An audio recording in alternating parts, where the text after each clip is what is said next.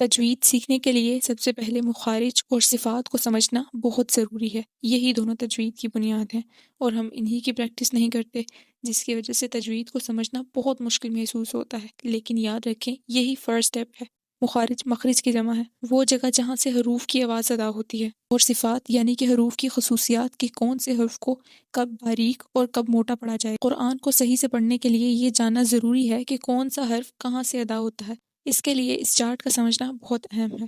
حروف کی ادائیگی کے لیے دراصل 5 بنیادی جگہیں استعمال ہوتی ہیں: حلق، لسان، شفتین، جوف دہن اور خیشوم۔ جو حروف حلق یعنی گلے سے ادا ہوں انہیں حروف حلقی کہا جاتا ہے، ان کی تعداد 6 ہے۔ جو حروف زبان سے ادا ہوں انہیں حروف لسانیہ کہا جاتا ہے۔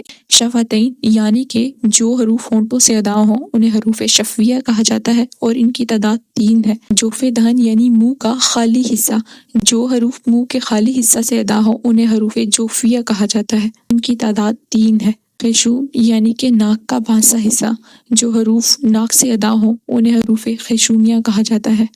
اگر آپ نیکسٹ اسٹیپ سیکھنا چاہتے ہیں تو ہمیں فالو کر لیں۔